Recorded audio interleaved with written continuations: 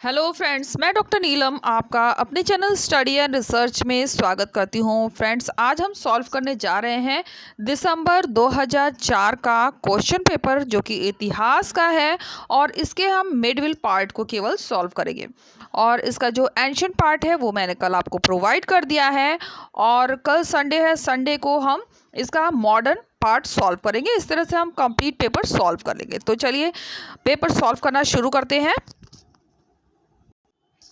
इस तरह का वीडियो पसंद आता है तो लाइक शेयर सब्सक्राइब करें। सब्सक्राइब करने के बाद बेल आइकन की घंटी को जरूर प्रेस कर लें ताकि इस तरह का वीडियो जब भी अपलोड करूं उसका नोटिफिकेशन आसानी से आपको मिल सके। तो हमें क्वेश्चन 16 से सॉल्व करना था। मध्यकाल में नील की खेती मुख्यतः होती थी, तो ये खेती मुख्यतः होती थी गुजरात में। ऑप्शन सी हमारे यहाँ पे करेक्ट हो जाएगा।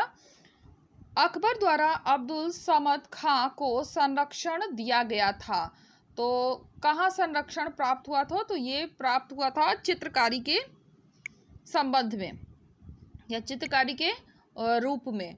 फिर आ जाते हैं क्वेश्चन नंबर 18। पेशवा का पद निम्न लिखित के शासनकाल में स्वतंत्र हुआ, तो साहू जी के शासनकाल में पेशवा का पद पूर्णतः स्वतंत्र घोषित हो गया था।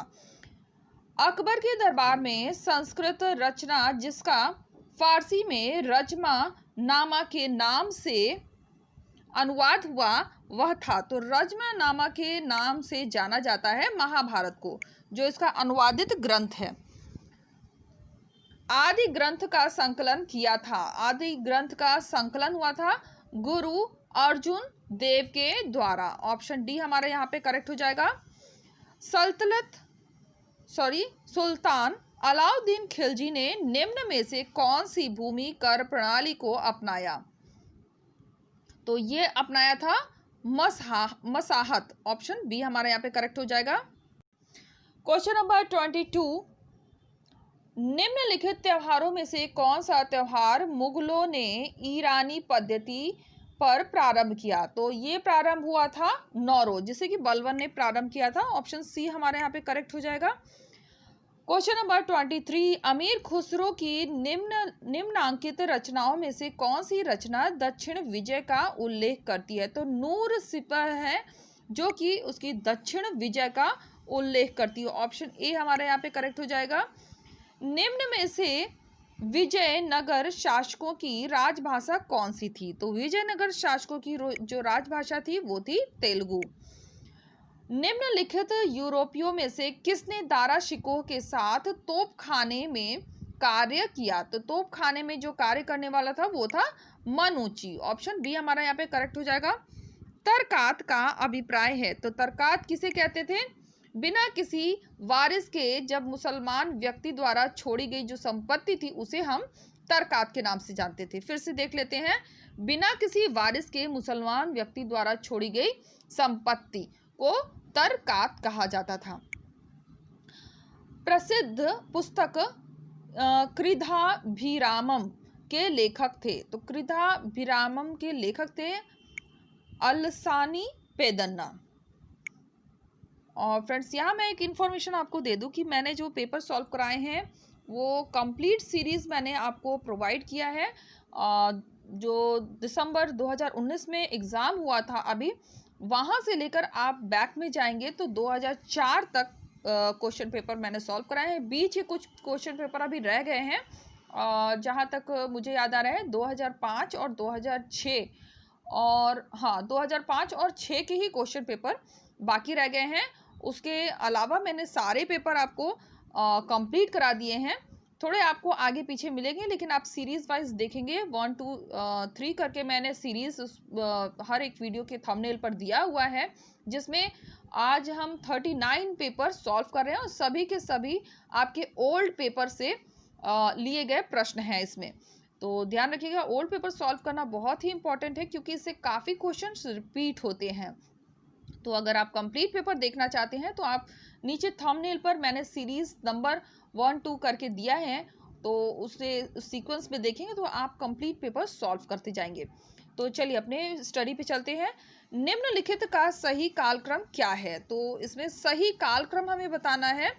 तो सबसे पहले हमारा हो जाएगा वास्को डी गामा जो कि 1498 में आया था, और इसके बाद आया था, अब इसके बाद हुआ था खानवा का युद्ध 1527 में, और इसके बाद अकबर का जन्म 1542 में, और तेग बहादुर की शहीदी हुई थी 1675 में। तो इस तरह से हम देखेंगे तो हमारा ऑप्शन जो बन रहा है वो बन जाएगा ऑप्शन सी।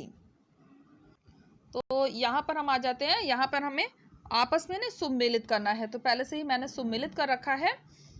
तो चलिए एक बार फिर से देख लेते हैं।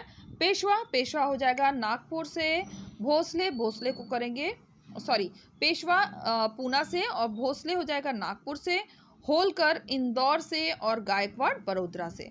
तो इस तरह से सुम्मिलित कर लीजिए, और हमारा जो करेक्ट ऑप्शन इसमें निकल के आएगा वो हो जाएगा ऑप्शन सी। तो यहाँ मैं बता दूँ, ग्वालियर, ग्वालियर में भी यहाँ देखिए एक और पेपर में मिला था, ग्वालियर सिंधिया, अगर ग्वालियर ऑप्शन होगा तो सिंधिया हो जाएगा। आगे चलते हैं। नीचे दो वाक्य दिए गए हैं, एक को ए कहा गया है, दूसरे को आर कहा गया है। तो कथन कहता है अकबर ने भूमि कर से संबंधित जब्ती प्रणाली को प्रारंभ किया, बिल्कुल सही है। इसके बाद रीजन दे रहा है अकबर पिछले 10 वर्ष की औसत उपज और उपज के भाव पर आधारित भूमि कर वसूल करना चाहता था, ये भी हमारा करेक्ट हो जाएगा। तो हमारा जो ऑप्शन बन जाएगा ए आर दोनों सही है, उसकी सही व्याख्या दे रहा है। यहाँ देखते हैं क्वेश्चन नंबर 31, तालुकेदारी व्यवस्था लागू की गई थी, तो यह व्यवस्था लागू हुई थी अवध में, ऑप्शन सी हमारा करेक्ट होगा। और ये टीजीटी का जो एक पेपर हुआ था 2017 में, उसमें ये पेपर आया हुआ था। तो आप सब एक साथ प्रिपरेशन करते चलें। तो यहाँ आ जाते हैं क्वेश्चन नंबर 32 पे, और यहाँ पे 1906 में मुस्लिम लीग के संस्थापक सदस्यों में कौन नहीं था? तो जो नहीं था वो था एम जिन्ना। यहाँ से मॉडर्न के क्वेश्चन शुरू हो रहे हैं, खैर इसमें हम सॉल्व कर लेते हैं, और अब यहाँ पे स्टॉप कर देते हैं क्योंकि आगे मॉडर्न के हैं, इसको हम कल सॉल्व करेंगे। तो फ्रेंड्स हम आ गए हैं अपनी प्लेलिस्ट में। यहाँ आप देख सकते हैं हमने पार्ट 1 से स्टार्ट किया था, फिर सीरीज़ 2, 3 करके हमने कुल 39 पेपर्स सॉल्व कर लिए हैं। अगर आपने कंप्लीट पेपर्स नहीं देखे हैं तो आप डिस्क्रिप्शन बॉक्स में जाइए, वहाँ पर मध्यकालीन इतिहास के नाम से प्लेलिस्ट क्रिएट किया हुआ है और लिंक दिया गया है, लिंक के माध्यम से आप इन सभी वीडियोज़ को देख सकते हैं। इसमें जो भी वीडियोज़ में क्वेश्चन आंसर आप देख रहे हैं ये सभी ओल्ड पेपर से लिए गए हैं, और ओल्ड पेपर में भी जो मध्यकालीन इतिहास से कनेक्ट क्वेश्चन हैं उन्हीं को मैंने इसमें सॉल्व कराया है।